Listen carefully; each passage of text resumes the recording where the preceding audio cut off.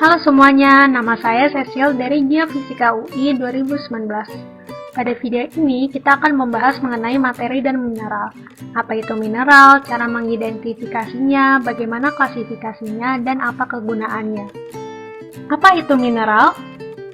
Mineral adalah bahan penyusun dari batuan. Sebagai contoh, bila kita melihat batuan granit lebih dekat, terdapat berbagai macam mineral yang dapat ditemukan, seperti feldspar, kuarsa, dan biotit. Namun, apa sih yang dimaksud sebenarnya saat kita membahas tentang mineral? Mineral dapat didefinisikan oleh 5 kriteria, yaitu mineral harus berbentuk padatan pada kondisi normal di bumi. Mineral harus terbentuk secara alami. Mineral harus bersifat anorganik, mineral harus mengandung struktur kristal teratur, dan mineral harus memiliki komposisi kimia yang tertentu. Dalam membuat sebuah definisi dari mineral, kita dapat menyusun kelima kriteria ini untuk menyatakan bahwa mineral adalah padatan anorganik yang terbentuk secara alami dan mengandung struktur kristal teratur serta komposisi kimia tertentu yang bisa bervariasi. 5 kriteria ini dapat membantu membedakan antara mana yang bisa dianggap sebagai mineral dan mana yang tidak bisa. Namun bagaimana kita dapat membedakan antara satu mineral dengan mineral lainnya? Warna dapat digunakan untuk membedakan antara mineral, seperti rubi berwarna merah dan zamrud berwarna hijau. Tetapi, apakah mineral berwarna merah dan hijau lainnya merupakan rubi dan zamrud? Tentunya tidak. Menggunakan warna untuk membedakan antar mineral dapat menyesatkan pada beberapa kondisi, sehingga terdapat cara-cara lain untuk melakukan ini, yaitu dengan mengobservasi karakteristik lain yang dimiliki oleh mineral. 4 karakteristik yang akan dibahas adalah karakteristik optik, bentuk umum, kekerasan, serta pecahan dan belahannya. Karakteristik pertama adalah karakteristik optik. Hal ini merupakan karakteristik yang dapat ditinjau karena pengaruh cahaya terhadap cerat, kemampuan untuk meneruskan cahaya, dan kilap. Cerat. Untuk memvisualisasikan apa itu cerat, bayangkan sebuah krayon yang digunakan untuk menggambar sebuah garis di selembar kertas. Garis yang dihasilkan, itulah yang disebut cerat.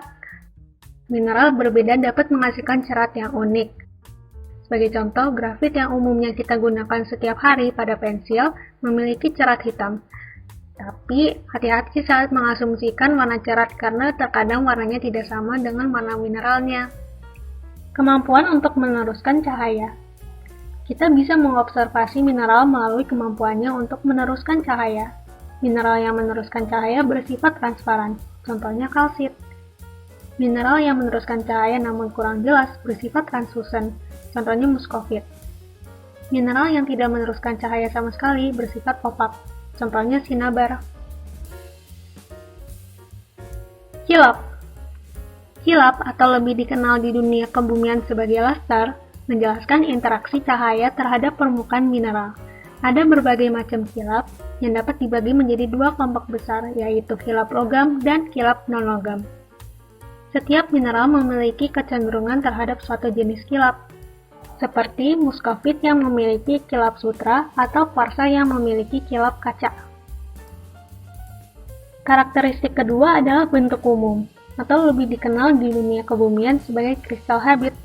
Hal ini merupakan bentuk umum yang diambil oleh mineral, seperti halit dengan bentuk umum kubus atau intan dengan bentuk umum oktahedron. Karakteristik ketiga adalah kekerasan. Setiap mineral memiliki kekerasan tersendiri dan mengukurnya dapat dilakukan dengan menggunakan skala Mohs. Skala ini mengukur kekerasan mineral untuk tahan goresan. Semakin tinggi angkanya, maka semakin tahan mineral tersebut terhadap goresan. Skala ini menggunakan 10 mineral sebagai referensi, dengan mineral talc pada skala terendah dan mineral intan pada skala tertinggi. Sebagai contoh, kita akan membandingkan 3 mineral ini. Yang di kiri adalah mineral talc, yang di kanan adalah mineral kalsit, sedangkan yang di tengah merupakan mineral X. Bila digesek, mineral X dapat menggoreskan mineral talc, namun mineral kalsit dapat menggoreskan mineral X. Menggunakan pemerataan, mineral X memiliki skala Mohs 2. Karakteristik keempat adalah pecahan dan belahan. Dalam struktur mineral, ada beberapa ikatan atom lebih lemah daripada ikatan lainnya. Bila diberikan hantaman yang kuat, mineral memiliki kecenderungan untuk membelah sepanjang bidang ikatan lemah, menghasilkan permukaan belahan yang relatif rata dan halus. Contohnya adalah pada muskovit yang memiliki belahan satu arah, di mana belahannya seperti lembaran. Ketika mineral tidak memecah sepanjang bidang ini, hasilnya adalah pecahan dengan permukaan yang tidak beraturan.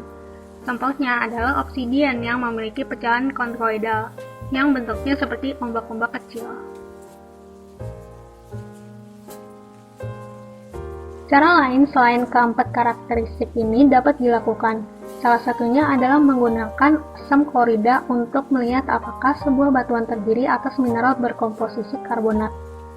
Asam klorida akan bereaksi dengan karbonat dan menghasilkan gelembung.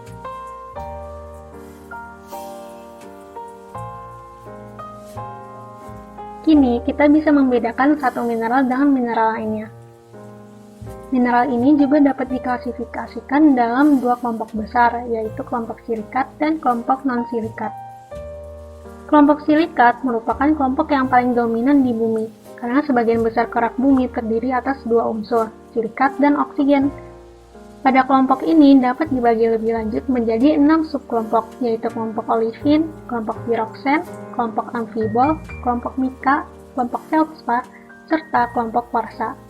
Kelompok non-silikat terdiri atas 6 subkelompok, yaitu kelompok karbonat, kelompok halida, kelompok oksida, kelompok sulfida, kelompok sulfat, dan unsur murni. Kini kita mempelajari klasifikasi mineral yang umum. Lalu, apa sih kegunaan mineral di kehidupan kita? Mineral dapat memiliki nilai ekonomi berdasarkan kegunaannya dan kelangkaannya.